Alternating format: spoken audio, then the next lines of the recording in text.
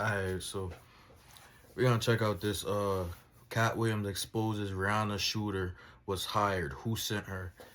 Like, I've been trying to find a video that wasn't like too messy shit. That's all that's up here, like messy stuff. But after that, that last video, Sexy Red, man, that video was crazy. So been trying to like feel me.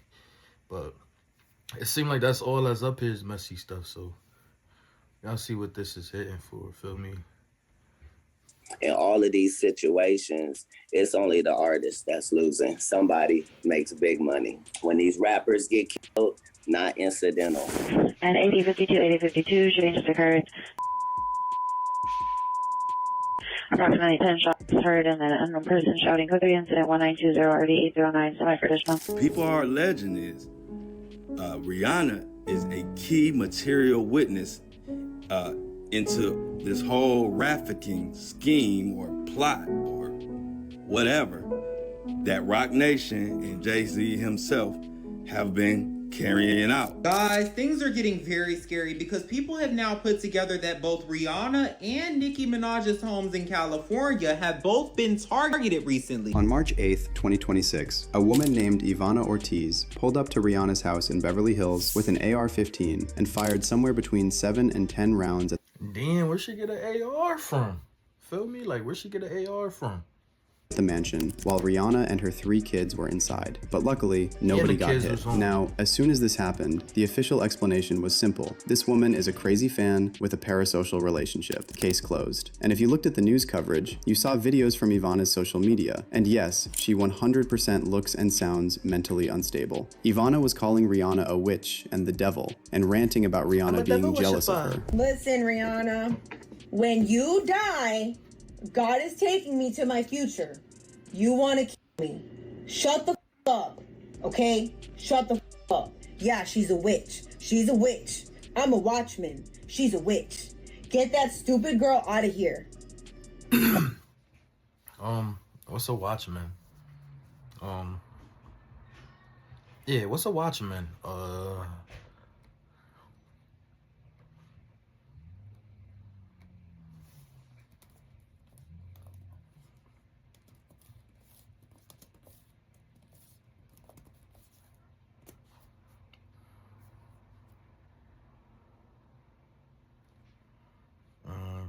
Maybe she's talking about biblical, so let's see.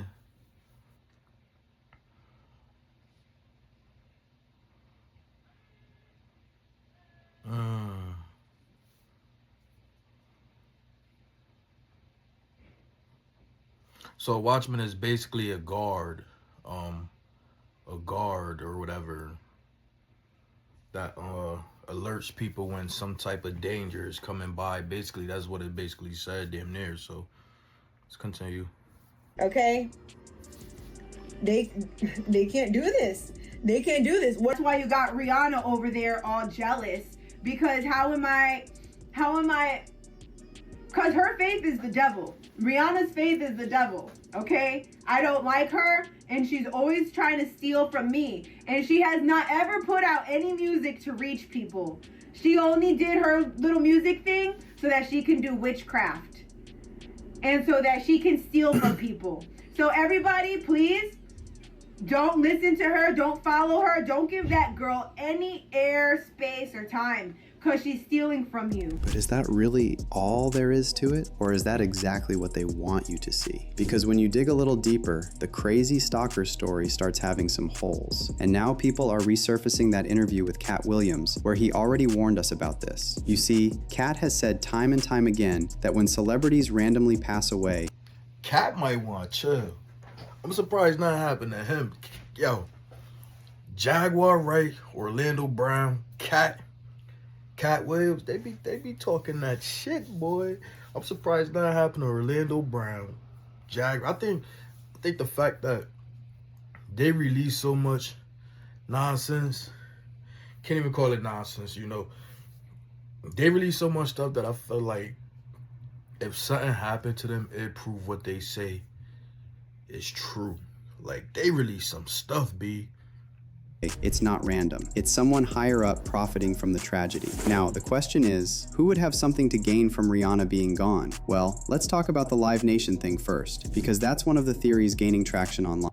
Who would have something to gain from Rihanna being gone if she's still signed to Rock Nation and she passed away? All her music could start booming. Things that we didn't hear about, the songs that we didn't hear in years will appear on the radio. Every time that song get radio play, Rock Nation gets money. Her albums is gonna start back selling. Everything that sells, Rock Nation gets money. Every track that's played on Apple, iTunes, whatever, Rock Nation get money. Like, what you mean? Like, it's common sense. Who's gonna gain? Turns out that Ivana Ortiz. We seen this shit happen years and years and years with different artists.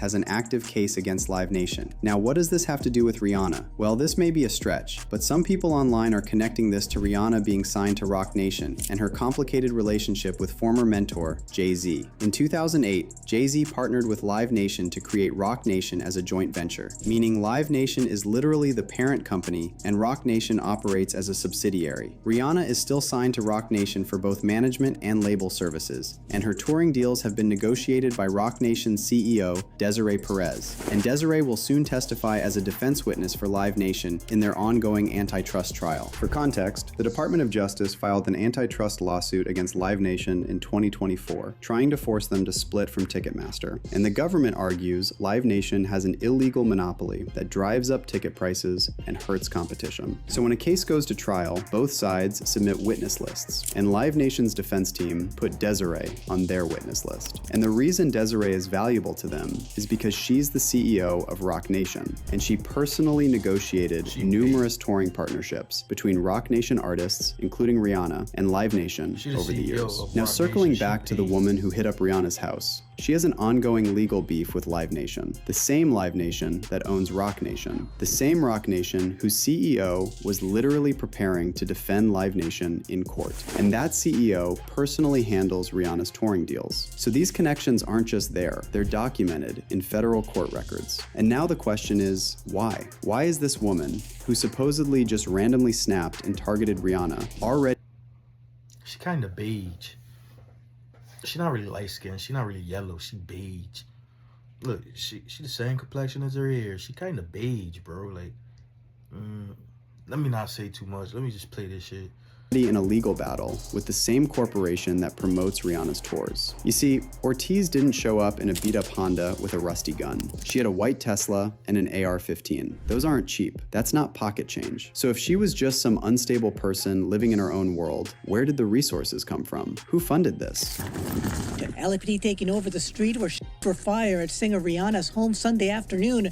You can see the bullet holes on the gates and investigators placing markers on an Airstream trailer parked inside. Police say the came from an AR-15. On March 9th, when Ortiz was first arrested and booked, multiple major outlets reported that bail was set at $10.2 million. But here's where it gets confusing. By the time Ortiz appeared in court on March 10th, the LA County District Attorney's official press release stated bail at $1.875 million.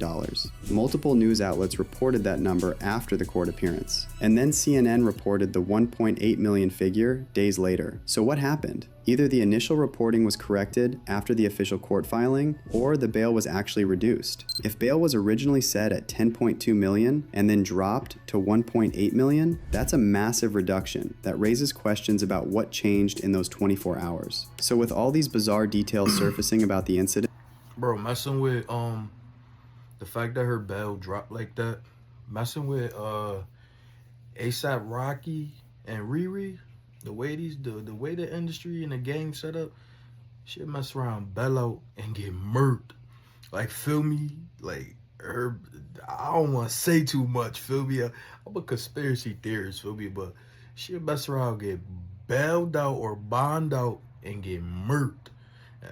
Just like I said with Jaguar Wright, Orlando Brown, Cat Williams, if she get murked, that mean, you know, she knew something ain't right, something fishy with that.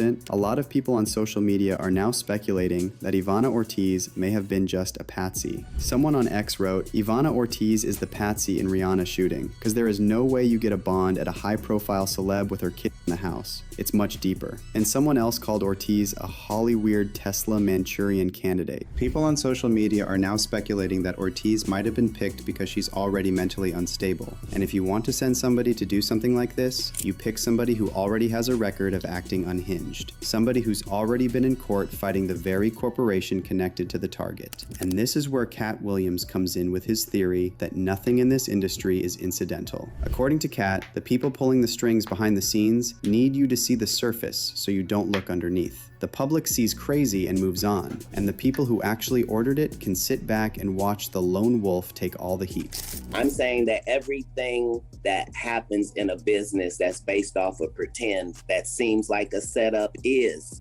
In business, nothing is coincidental, or you would be hearing who's losing money. In all of these situations, it's only the artist that's losing. Somebody makes big money. When these rappers get killed, not incidental. Somebody made $100 million and now don't have to talk to that artist or none of their crew, don't have to validate none of their contracts. Now only got to deal with the mama, only got to see her once a year, and it's over. And the money goes up and up and up. So they killed this $20 million guy, but they reaped $60 million in benefits.